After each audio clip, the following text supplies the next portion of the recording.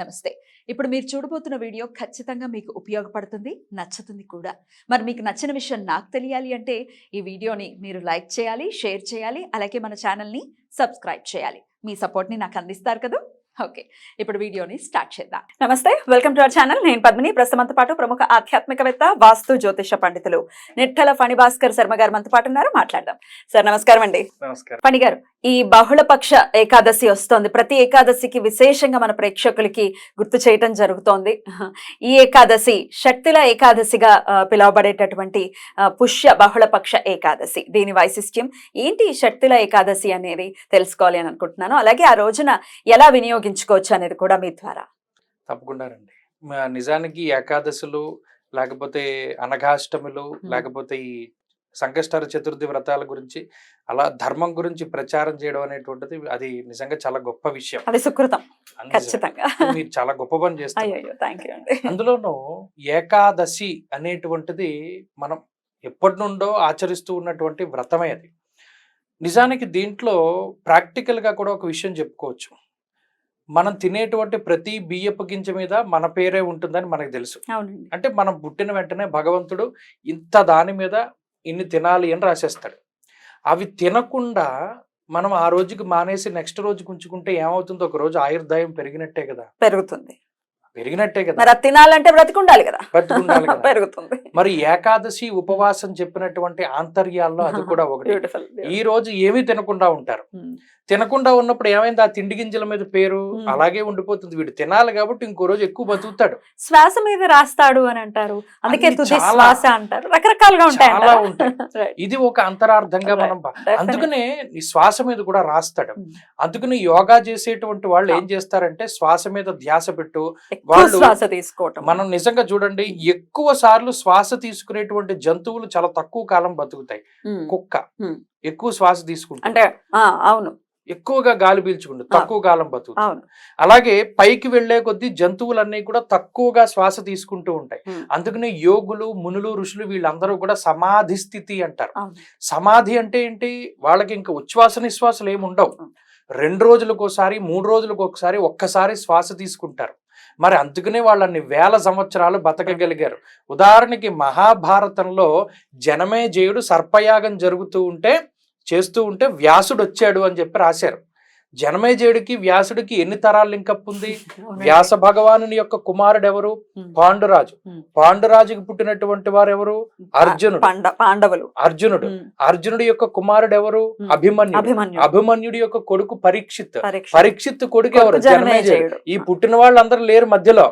ఇక్కడ చివరి వ్యాసుడు ఉన్నాడు, జనమేజయుడు ఉన్నాడు. మరి వ్యాసుడు ఆయన ఎంత గొప్పవాడు. మరి అవన్నీ ఎలా వచ్చాయి మన దగ్గర పవర్స్ అంటే, మీరు అన్నట్టు ఇందాక శ్వాస తీసుకోవడం అనేటువంటిది తగ్గించేసి ఆహార నియమాలు, గాలినే భక్షిస్తారు, వాయు భక్షకులు అన్నారు. మరి ఇటువంటివన్నీ మన వాళ్ళు చేశారు కాబట్టి ఈ శరీరాన్ని అంతలా నిలుపుకోగలిగారు. అందులోదే ఏకాదశి అనేటువంటిది ఈ ప్రక్రియ కూడా. ఈ రోజు ఏమీ తినకుండా మనం తినవలసిన తిండి గింజలన్నీ ఇంకో రోజుకి మనం ట్రాన్స్ఫర్ చేసేసుకుని ఇంకో రోజు ఎక్కువగా బతకచ్చు అన్నట్టు. సరే, అందులోని ఇప్పుడు మనం తీసుకున్నటువంటిది షట్తిలే ఏకాదశి. పేరులోనే ఉంది. తిలలు అంటే నువ్వులు. అందులో తెల్లవి ఉన్నాయి, నల్లవి ఉన్నాయి. ఈ షట్ తిలలు అంటే తిలల్ని 6 రకాలుగా ఉపయోగించమని చెప్పారు. ఈ ఏకాదశి పర్వం ఒక్కొక్కసారి ధనుర్మాసంలో పడుతూ ఉంటుంది. అందుకనే కొంతమందికి ఈ క్లారిటీ ఉండదు. ధనుర్మాసంలో కృష్ణపక్షంలో వచ్చేటువంటి ఏకాదశిని షట్తిల ఏకాదశి పిలుస్తారని, లేదా కొన్ని సందర్భాల్లో పుష్యమాసం కృష్ణపక్షంలో వచ్చేటువంటి దాన్ని షట్తిల ఏకాదశి అంటారని అంటూ ఉంటారు. ఇది కొంత అప్పుడప్పుడు క్లారిటీ మిస్ అవుతూ ఉంటుంది. అయితే ఏమిటి ఈ షట్తిల ఏకాదశి అంటే, ఈ ఏకాదశిల్లో ప్రముఖమైనటువంటి వాటిల్లో పితృదేవతల్ని సైతం సంతృప్తికరంగా చేసి, పుష్యమాసంలో ప్రత్యేకించి ఇది బృహస్పతి, పుష్యమీ నక్షత్ర అధిదేవత బృహస్పతి, దేవతల యొక్క గురువు. ఆయన అనుగ్రహం ఉండాలి. ఆయన అనుగ్రహం ఉంటే ఎవరైనా సరే ఉద్ధరింపబడతారు. అందుకనే ఈ పితృదేవతల యొక్క ఆశీర్వచనం కోసం భగవంతుడు మనకి కల్పించినటువంటి ఏకాదశుల్లో ఇది ఒకటి.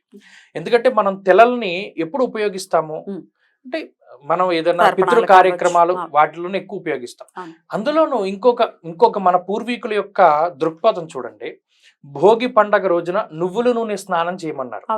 నిజానికి మనకి 12 ఆదిత్యులు ఉన్నారు. ఒక్కొక్క మాసంలో సూర్యుడికి ఒక్కొక్క పేరు ఉంటుంది.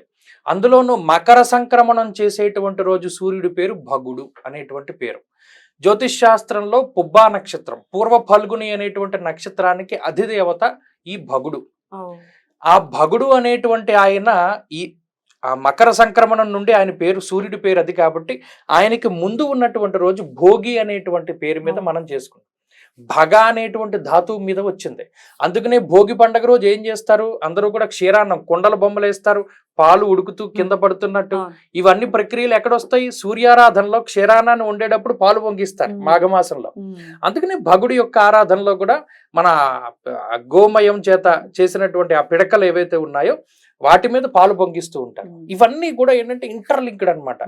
మనం ఈ భూమి మీద ఎక్కువ కాలం మనుగడ సాధించడానికి ఎలా జీవనాన్ని మార్చుకోవాలి అనే ఒక పెద్ద కాన్సెప్ట్ మన పూర్వీకులు పండగల రూపాల్లో ఇచ్చేశారు. ఇప్పుడు మనం ఈ షటితిల ఏకాదశికి వస్తే ఈ సంక్రమణం దగ్గర నుండి నువ్వులు అనేటువంటివి ఎక్కువ మన జీవితంలో పాత్ర అవుతూ ఉంటాయి. ఉదాహరణకి నువ్వుల నూనె స్నానం చేస్తారు భోగి రోజు నుండి పండగ రోజున. వాటిని నువ్వుల నూనె శరీరానికి పట్టించుకోవడము, నువ్వులను తినడము, అలాగే ఎవరైనా గర్భిణీ స్త్రీలు వాళ్ళు ఉంటే వాతం చేయకుండా ఉండడానికి కూడా ఈ నువ్వులు ఎక్కువగా వాడుతూ ఉంటారు. వాత దోషాలని పోగొడుతుంది, కఫదోషాలను పోగొడుతుంది, శరీరంలో వేడిని వృద్ధి చెందిస్తూ ఉంటాయి నువ్వులు. అందుకని ఈ తెలలు అనేటువంటి వాటిని ఉపయోగించి ఈ హేమంత ఋతువులో మనం అటు పితృదేవతలకి ఇహలోకం పరలోకంలో కూడా మనం మంచిగా ఉండాలి అని మన ఋషులు చెప్పారు. ఈ రోజున నువ్వుల నూనెతో స్నానం చేయమన్నారు, లేదా కనీసం నువ్వులని కొన్ని నీళ్లలో వేసుకుని స్నానం చేయమన్నారు. ఆ తర్వాత నల్లవే. ఆ తర్వాత నువ్వుల్ని ఉడకబెట్టి విష్ణుమూర్తికి నివేదన చేయమన్నారు. నిజానికి పరమేశ్వరుణ్ణే తెల్లతోటి ఎక్కువగా అభిషేకం చేస్తారు. విష్ణుమూర్తిని తెల్లతోటి పూజించేటువంటి ప్రక్రియ చాలా అరుదు, ఇక్కడ చేయమన్నారు. అలాగే ఈ నువ్వులు ఏదైతే ఉన్నాయో ఆ నువ్వులనే వంటలో కూడా ఉపయోగించమన్నారు. అలాగే ఈ రోజు చేసేటువంటి సాయంత్రం పూజలో ఆ నువ్వుల్ని రాశిగా పోసి దాని మీద దీపారాధన చేయమన్నారు. ఇది చాలా దృష్టి దోషాలకి లేదా కొన్ని ప్రయోగాలు చేసినటువంటి దానికి విరుగుడుగా కూడా ఉపయోగపడుతుంది. నువ్వులని కింద దాని మీద చక్కగా ఒక ఆకు లాంటిది వేసి, తమలపాకు లాంటిది వేసి, నువ్వులు పోసి రాశిగాను నువ్వుల నూనెతో చేసేటువంటి దీపారాధన చాలా విశేషంగా ఉంటుంది.